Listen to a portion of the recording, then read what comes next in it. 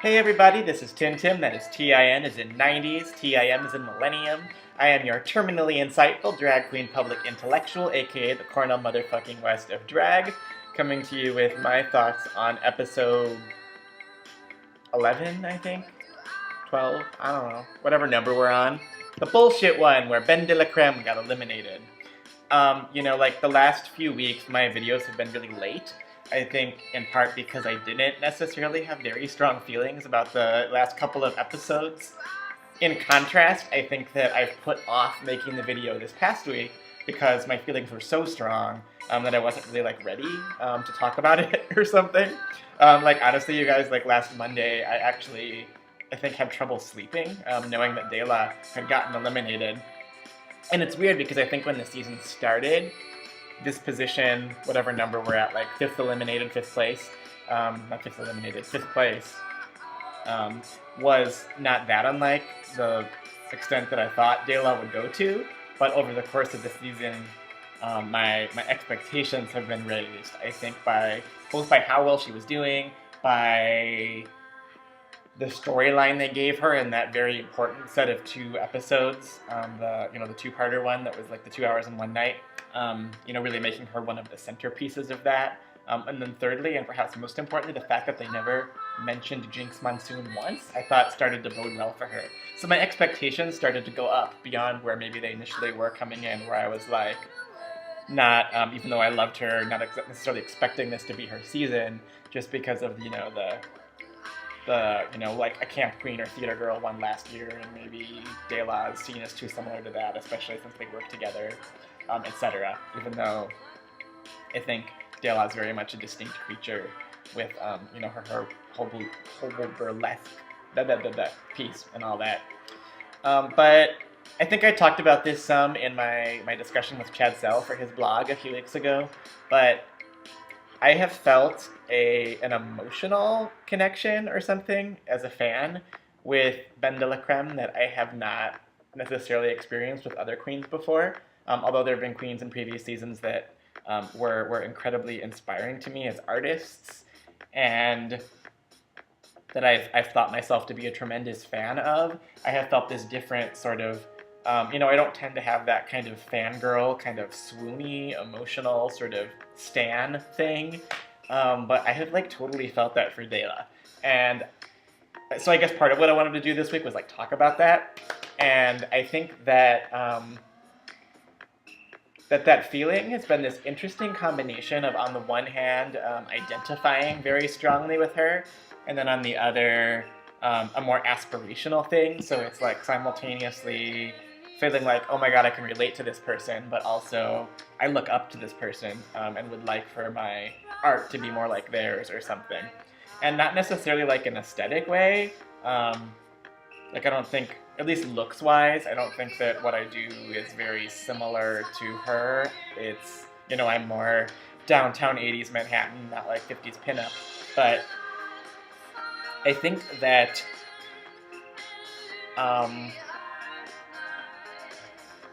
it's more about, there are a lot of times where I feel very sort of strange and kind of isolated in relation to other queens. And I look at Ben de la Creme and I see someone who, it's oh my god, I could, this person feels more culturally similar or something, or this person talks the way I would talk, and I could, to hear someone on the Feast of Fun podcast talking about how the concept of political correctness is this, bullshit thing that we need to get rid of, and that we, that shuts down conversation, that was invented by the right wing. Actually, I think it was Mark that said the right wing part in that. But you see my point, right? And the thing she said after her elimination, I think they showed it during the untucked version of her goodbye, where she talked about how each of these queens is the best version of themselves, or their kind of drag that they can be. It was just worded in the kind of way where it was oh my god, I talk like that. That is the way that I would say that, So there's that element to it. I also think that I've discovered her and her performances at exactly the moment that I needed to, in terms of the development of my own voice as a performer. when I started out, sort of transitioning from what I had been doing, which was just like literary readings in a kind of more gender fuck boy drag, and wanting to make the performance work a little more multimedia than just standing on stage with my poetry or fiction and reading it. My initial reaction to going for fuller drag, going for a nightlife persona, was that I did not want to create a fully fleshed out character. That I wanted to deliberately keep the barrier between myself and Tintim, like this nightlife persona, a little bit more fluid, which kind of seems like the opposite of Ben, right? But I think my reasons for doing that were actually very similar for what I hear De La saying about her reasons for having this very sharply drawn character.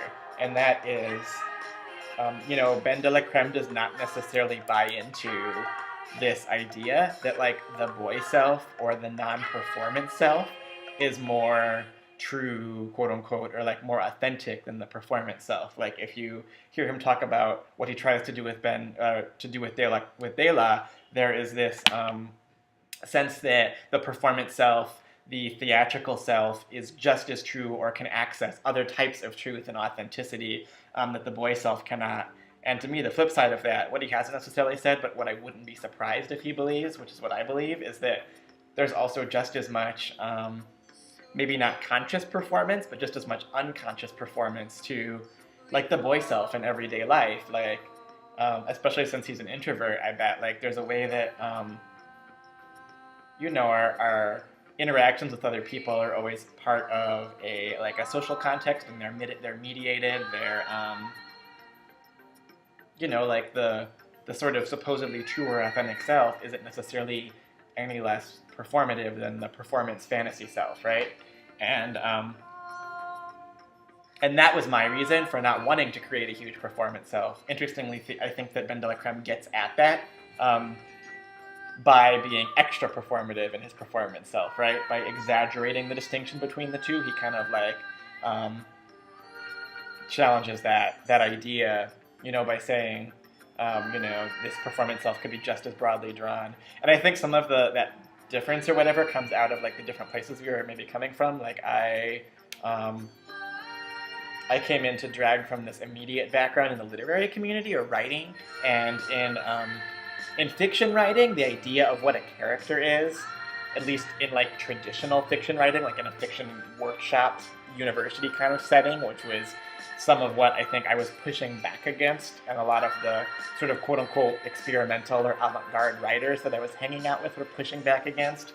There's this idea of like a three-dimensional or kind of fleshed out like human character as someone that has like this great like emotional depth and complexity, and there's what you show and see on the surface, but underneath there should be this like interiority and like full biography and like motivations and all of that shit, right? And in my writing, I had really been pushing back against that and wanting to have like aggressively one-dimensional characters that have that camp value of being all artifice and all about the surface and theatricality, right? So when I heard like create a drag character, I'm still thinking in this mode of like this person has to have this rich depth and interiority and be like what we would call like a complex subject or something. And I wanted to be more of a unstable subject, more of like an object than a person.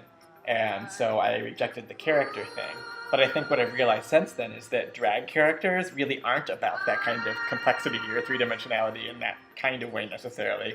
They are about something much more exaggerated and where all of that is worn on the surface. And I've also moved more and more toward, like, I think my initial interest was in like doing performance that was very like confrontational and transgressive, and actually that's another place that I really identify with Ben, is that he kind of also started out with that sort of, kind of angrier persona. You hear him talk about the Tina Angst character that he played in Chicago.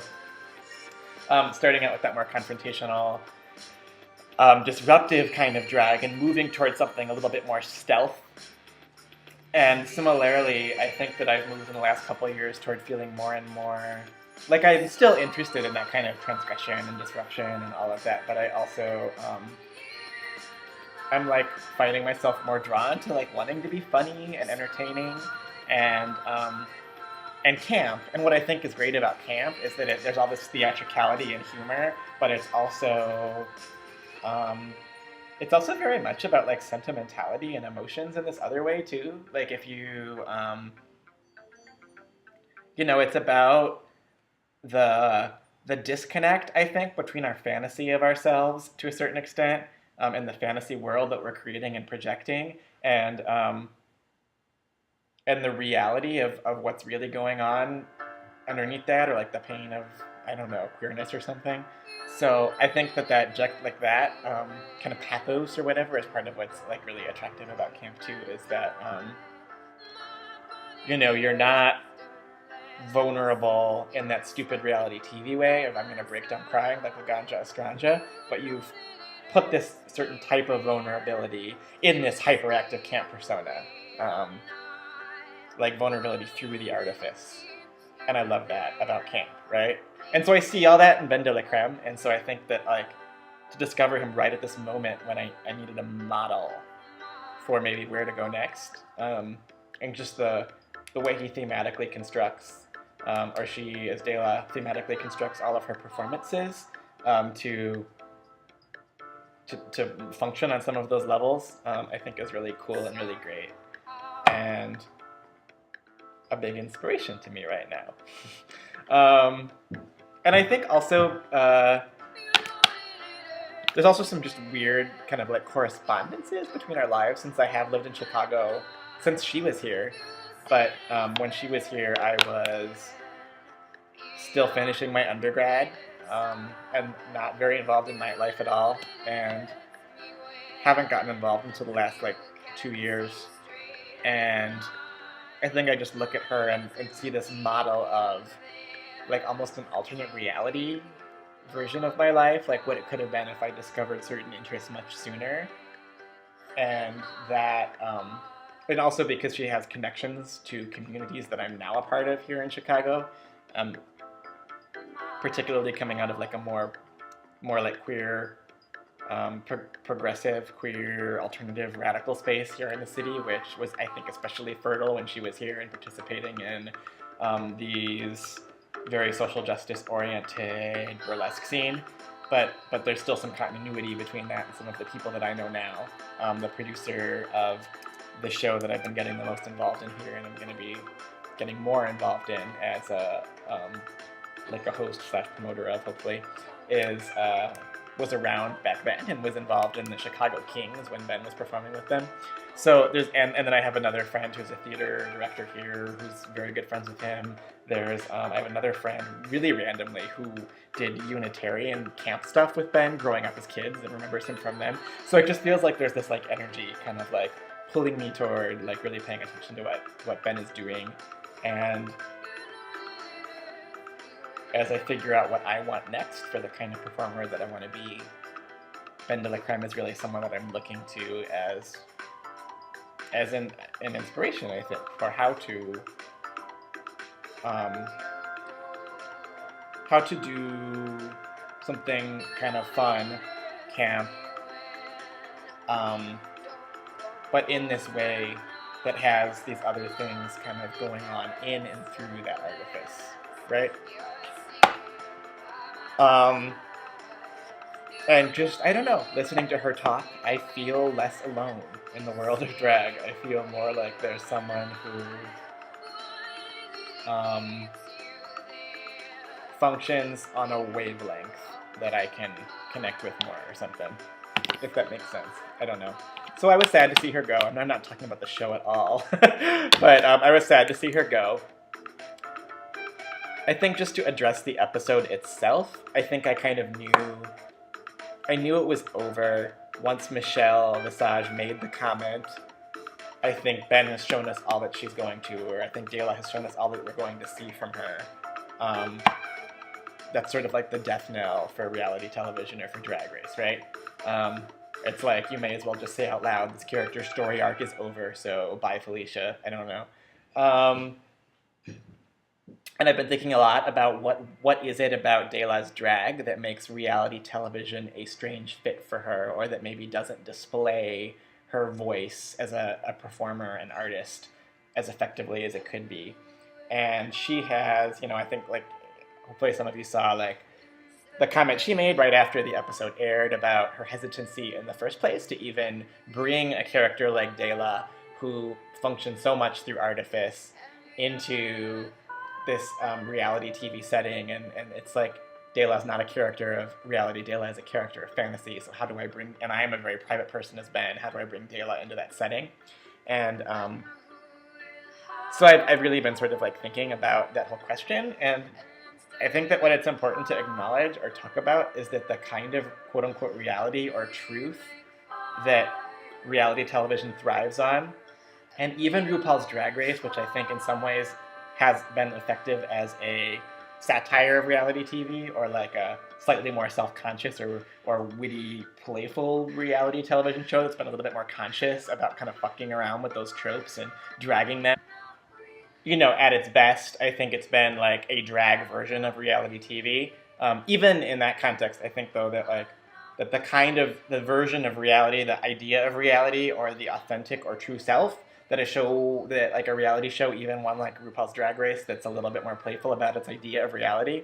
I think that version of reality, the version of reality that it peddles, we have to acknowledge that too is just as much of a construct or just as much of an artifice as the drag artifice is, right? That the self that gets presented through the confessional and like telling their truth, that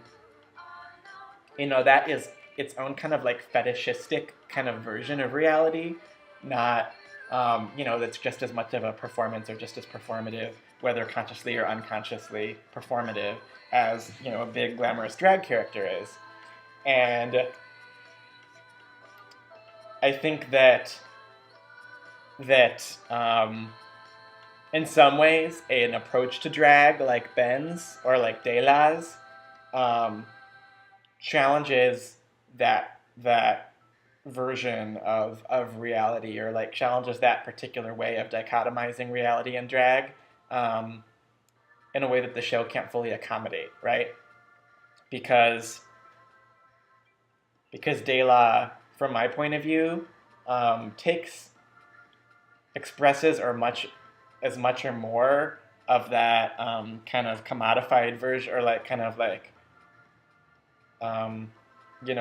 like that version of the kind of authentic self, and funnels that into his drag character, versus really wanting to be like this kind of reductive, over the top confessional that like the reality TV genre sort of commands. He sort of refuses to play the boy character as much or more than, to me it's less about my drag character isn't vulnerable enough for this format as much as it is my boy character, like I refuse to play my boy self in the way that I would need to really fit in this genre, if that makes sense.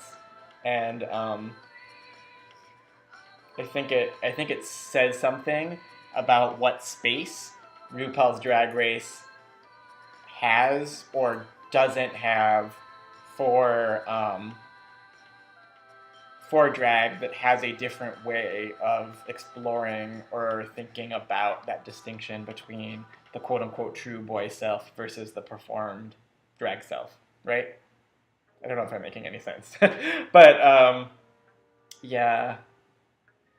I just think that Ben de la Creme did everything he could do within that format to communicate the art that he does, and it does seem like enough people had their interest piqued by that to go and see the kind of drag he does when he's has more agency over shaping what the performance space will be like, to present De La according to kind of his vision that can't necessarily fit in that reality TV context. And so I think, it's been a good launching pad for him to to develop the kind of audience he deserves. So I'm happy about that, and he seems to be happy about that. I don't think it's clear. Seeing her statements on social media or listening to her interview on Feast of Fun, for those of you who have access to those, that there is there's no bitterness, and that she's very happy about the platform that this has given her to continue communicating her art. But it was still pretty devastating. Yeah, so I think that's all I'm going to say this week, because that got really long. But most of it was just a love letter to Ben de la Creme. But I look forward to seeing what happens with our top 4 and seeing what ultimately happens in the finale. So I mentioned this in a previous video, but Chad Sell and I will be recording a Feast of Fun podcast the night that the finale airs after we watch it, which I assume will go up the following day. So you should look for our commentary. And if you're not a subscriber to Feast of Fun, I do think that they work really hard to produce a lot of content. So if you can't afford it, I think that it's worth supporting what they do. And if not, most of their podcasts end up going free eventually, long after the topic is relevant. So I think that's everything. Oh, the other thing I really wanted to do this week, because someone suggested it on Reddit, was to do this whole week's whole video as a puppet of myself. But I didn't really have time or resources to make one, and I also felt like I just thought it would get, with as much as I had to say about that, I thought it would get weird and tired to do it as a puppet the whole time or something.